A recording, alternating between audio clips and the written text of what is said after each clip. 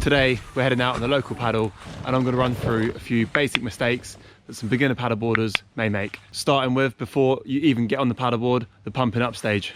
Now when you go to inflate your board, there's this little valve inside here that can either be pressed down or pressed up.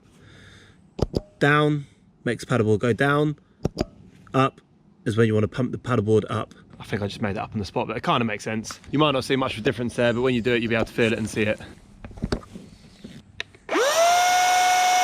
Now that little tip is vital if you're using the hand pump. Otherwise, you inflate it to the correct PSI, you take it off, and then you lose some of the pressure, then you have to top it up again. Nothing more annoying than that. Of course, you're going to want to inflate it to the correct PSI as well. This is normally written somewhere around the valve, so you should be able to find that.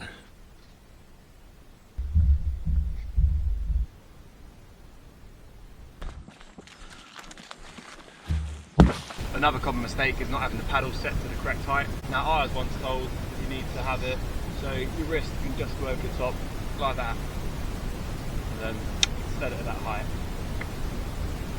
Obviously if you don't have it set correctly, it's going to make your paddling a lot less efficient and going to get tired quicker. Also, it's not going to be as comfy, it's going to give you a bad back, maybe bad shoulder, so set it to the correct height.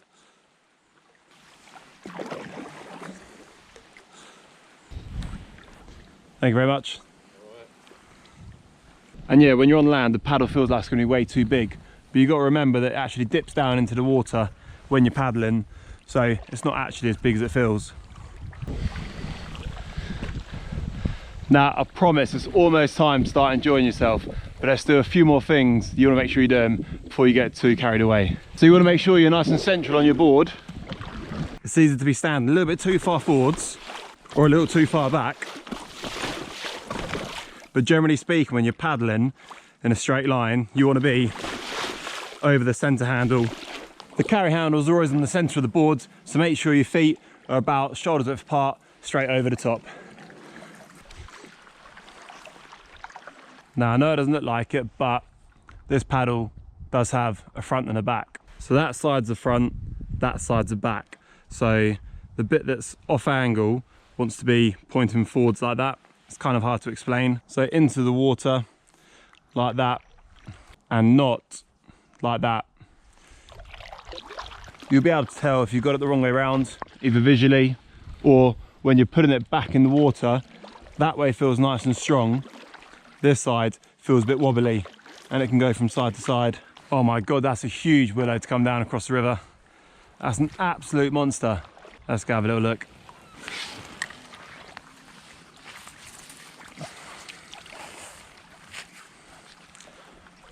Am I even going to be able to squeeze through here? Let's soon find out. It's a little bit of a gap. I reckon we can do it. Oh, take that to the eye. No thank you.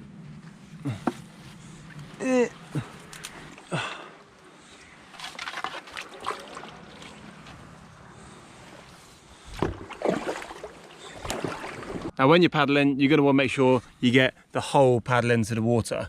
You don't want to be just getting a tip in, because otherwise you're going to be doing just a lot of that. It's going to be skimming the water and you're not going to get good power in any of your strokes. So you want the whole paddle going into the water. So you're going to maximise each stroke and get as much power and efficiency as possible. Too much of this and you won't get very far very quick. Now further the tips going in, there might be an issue with the height the paddle's set at, so you might need to make it a little bit longer. Now whilst we're on the topic of the paddle stroke, you don't want to be ripping it right from the front of the board all the way through to the back. It's kind of like a sweet spot where your paddle's almost like vertical in the water, where you want to exit the stroke. Now the reason for that is if you keep on pulling and pushing through all the way through to the end arc of your paddle, you're actually going to be creating sort of like a downwards pressure, and you're going to be pushing your paddleboard down rather than trying to push the momentum forwards. So yeah, more of this and less of this. Now I know it's called stand-up paddleboarding, but if you can't get a hang of it straight away, there's no shame. Try it on your knees, do a bit of kneel down paddleboarding, get the feel, get used to it, and as your confidence and experience grows, then try standing up. And one more tip before I go. Once you've deflated your paddleboard after using it, make sure you click it up again, because next time you use your paddleboard, you're gonna be so eager to get in the river, you're gonna forget to pop it back up again. You're gonna inflate your paddleboard, pump it all up, and you're gonna lose all your air again. But I hope you enjoyed that little video. Maybe you learned something, maybe you didn't. And let me know in the comments if you like these kind of tutorial, sort of educational-ish based videos or not. I'll probably do a part B at some point, or another sort of like tips, and definitely one about sort of paddling efficiency and how to paddle straighter.